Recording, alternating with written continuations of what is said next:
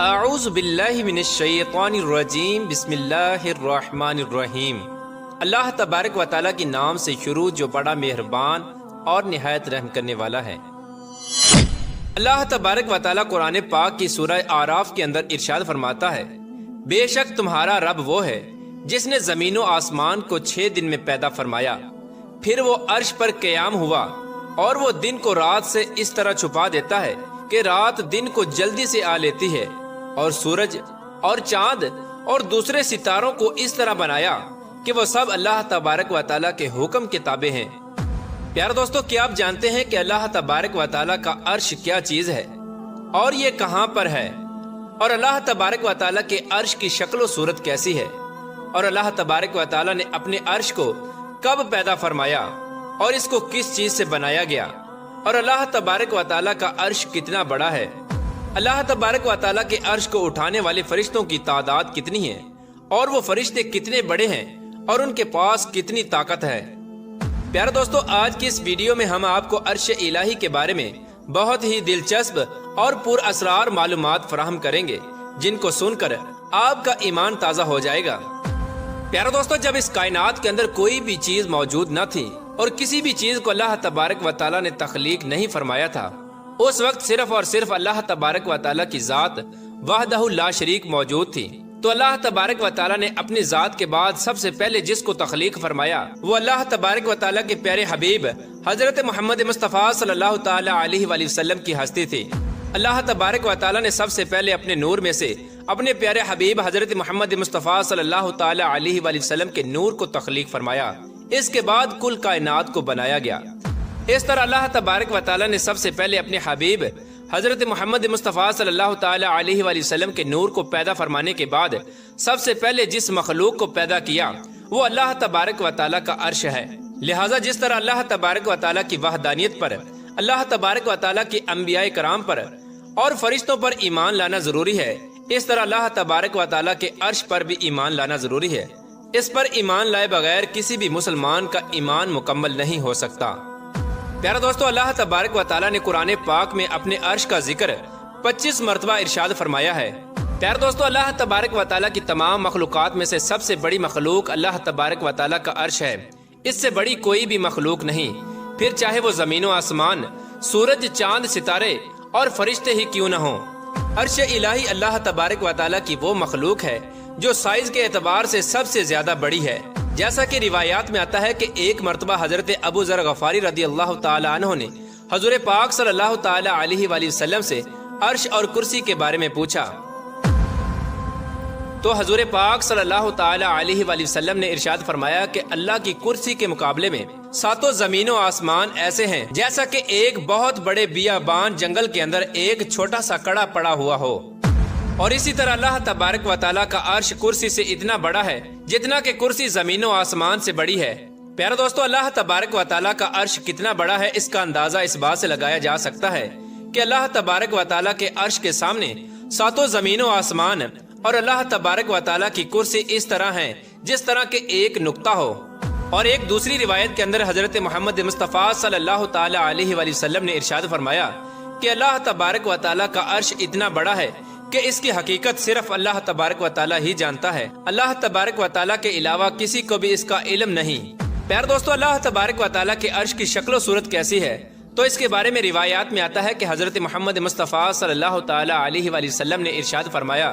کہ عرش 7 آسمان سے اوپر ہے اور اس کی شکل گنبد کی طرح ہے۔ آپ صلی اللہ تعالیٰ علیہ وآلہ وسلم نے اپنے ہاتھوں سے گنبد کا اشارہ کیا، یعنی اس کی شکل و صورت گنبد کی طرح ہے۔ جیسے ایک گنبد نے اپنے نیچے والی تمام چیزوں کو گھیرا ہوا ہوتا ہے، اسی طرح اللہ تبارک و تعالیٰ کے عرش نے بھی تمام کائنات کو گھیرا ہوا ہے۔ عرش الہی سے کوئی بھی چیز باہر نہیں۔ پیارے دوستو، اللہ تبارک و تعالیٰ کے عرش کو یہ فضیلت بھی حاصل ہے کہ اللہ تبارک و تعالیٰ نے اس کو اپنے دست قدرت سے تخلیق فرمایا۔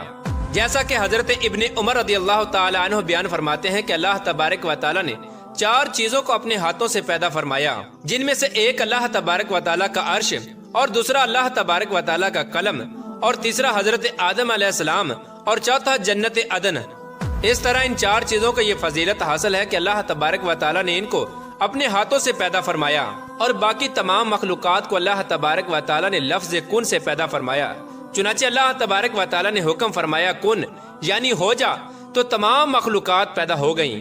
प्यारे दोस्तों, अल्लाह तबारक व तआला कुरान पाक में इरशाद फरमाता है कुल्लु मन अलैहा फान, इस जमीन पर जो कुछ भी है वो फना होने वाला है और तेरे रब अज़्ज़ा वजल की जात बाकी रहने वाली जात है जो साहिब जलाल है। प्यारे दोस्तों, इस कायनात के अंदर जो कुछ भी है वो एक न एक दिन फना जरूर होगा और हर चीज को फना होना है, लेकिन 8 चीजें ऐसी हैं जो कभी फना नहीं होंगी, जिनमें से एक अल्लाह तबारक व तआला का अर्श है जो कभी फना नहीं होगा, ये हमेशा हमेशा कायम रहेगा। इस तरह अल्लाह तबारक व तआला के अर्श को ये खसूसियत भी हासिल है कि ये कभी फना नहीं होगा। प्यारे दोस्तों, अल्लाह तबारक व तआला का अर्श तमाम मखलूकात में से सबसे वजनी मखलूक है, इससे ज्यादा वजन वाली मखलूक और कोई नहीं। प्यारे दोस्तों, अर्श इलाही को अल्लाह तबारक व तआला का सबसे खास कुर्ब हासिल है, इससे ज्यादा कोई भी चीज अल्लाह तबारक व तआला के करीब नहीं। प्यारे दोस्तों, जिस तरह हर तख्त के पाए और पहलू होते हैं, इसी तरह अल्लाह तबारक व तआला के अर्श के पाए और पहलू भी हैं। जैसा कि हदीस पाक में आता है कि हजूर पाक सल्लल्लाहु ताला अलैहि वसल्लम ने इरशाद फरमाया कि क़यामत के दिन तमाम लोग मदहोश होंगे और सबसे पहले मेरी कब्र खुलेगी, लेकिन फिर भी हजरत मूसा अलैहिस्सलाम मुझसे पहले अल्लाह तबारक व तआला के अर्श का पाया थामे हुए खड़े होंगे। इस हदीस पाक से वाज़े तौर पर यह बात साबित होती है कि अल्लाह तबारक व तआला के अर्श के पाए भी हैं और हजरत मूसा अलैहिस्सलाम क़यामत के दिन अल्लाह तबारक व तआला के अर्श के एक पाए को थामे हुए खड़े होंगे। और अल्लाह तबारक व तआला ने अपने मखसूस फरिश्तों को भी पैदा फरमाया है जो अल्लाह तबारक व तआला के अर्श को इन्हीं पायों से उठाए हुए हैं। प्यारे दोस्तों, अल्लाह तबारक व तआला का अर्श सबसे आला और बुलंद तरीन मखलूक है। अल्लाह तबारक व तआला ने इसको पैदा फरमाकर अपनी तमाम मखलूकात से इम्तियाज फरमाया और सबसे ज्यादा बुलंदी अता फरमाई। प्यारे दोस्तों, अल्लाह तबारक व तआला के अर्श के नीचे एक समंदर है और ये समंदर इतना बड़ा है कि इसमें उठने वाली हर लहर 7 जमीनों आसमान से बड़ी है। और हजरत अली और इब्ने उमर रदियल्लाहु ताला अन्हु से रिवायत है कि क़यामत के दिन जब दोबारा लोगों को उनकी कब्रों से जिंदा किया जाएगा, तो लोगों को कब्रों से जिंदा करने से पहले इसी समंदर के पानी से 40 दिन तक अल्लाह तबारक व तआला उन पर बारिश बरसाएगा, तो इसके बाद तमाम लोग अपनी कब्रों से दोबारा जिंदा होंगे। प्यारे दोस्तों, अल्लाह तबारक व तआला की जन्नतों में से सबसे अफजल जन्नत जन्नतुल फिरदौस है और अल्लाह तबारक व तआला ने इस अफजल जन्नत की छत अपने अर्श को बनाया है। जन्नतुल फिरदौस अल्लाह तबारक व तआला के मुकर्रब तरीन बंदों को हासिल होगी, जैसा कि हजूर पाक सल्लल्लाहु ताला अलैहि वसल्लम ने इरशाद फरमाया कि जब तुम अपने रब से जन्नत मांगो तो जन्नतुल फिरदौस मांगो, क्योंकि ये सबसे अफजल जन्नत है और इसकी छत रहमान का अर्श है। प्यारे दोस्तों, अल्लाह तबारक व तआला का अर्श सुर्ख याकूत से बना हुआ है। इसकी शक्लो सूरत इंतहाई खूबसूरत और हसीनो जमील है और ये अल्लाह तबारक व तआला की सबसे खूबसूरत मखलूक है। अल्लाह तबारक व तआला के अर्श को उठाने के लिए अल्लाह तबारक व तआला ने अपने 4 फरिश्तों की ड्यूटी लगाई हुई है, जो कि अल्लाह तबारक व तआला के अर्श को उठाए हुए हैं। ये फरिश्ते हर वक्त अल्लाह तबारक व तआला की हम्दो सना बयान करते हैं और मोमिनों के लिए इस्तिगफार पढ़ते हैं, जैसा कि अल्लाह तबारक व तआला सूरह गाफिर में इरशाद फरमाता है कि वो फरिश्ते जो अल्लाह तबारक व तआला का अर्श उठाए हुए हैं, वो अल्लाह तबारक व तआला की हम्दो सना और पाकी बयान करते रहते हैं और मोमिनों के लिए इस्तिगफार पढ़ते हैं। इसी तरह अल्लाह तबारक व तआला के अर्श के इर्द गिर्द बहुत सारे फरिश्ते हैं जो हर वक्त अल्लाह तबारक व तआला की हम्दो सना बयान करते रहते हैं और उसकी पाकी बयान करते हैं, जैसा कि अल्लाह तबारक व तआला कुरान पाक में इरशाद फरमाता है कि तू देखेगा कि अर्श के इर्द गिर्द घेरा डाले हुए फरिश्ते अल्लाह तबारक व तआला की पाकी बयान करते हैं और उसकी तस्बीह पढ़ते रहते हैं। प्यारे दोस्तों, अल्लाह तबारक व तआला का अर्श उठाने वाले फरिश्ते इतने बड़े हैं कि अगर 7 समंदरों का पानी उनके अंगूठे के नाखून में रख दिया जाए तो एक कतरा भी नीचे न गिरे। जैसा कि इन फरिश्तों के मुताल्लिक हजूर पाक सल्लल्लाहु ताला अलैहि वसल्लम ने इरशाद फरमाया कि अल्लाह तबारक व तआला का अर्श उठाए हुए फरिश्तों में से एक फरिश्ता ऐसा है कि उसकी कान की लो से कंधे तक का फासला 700 साल का है।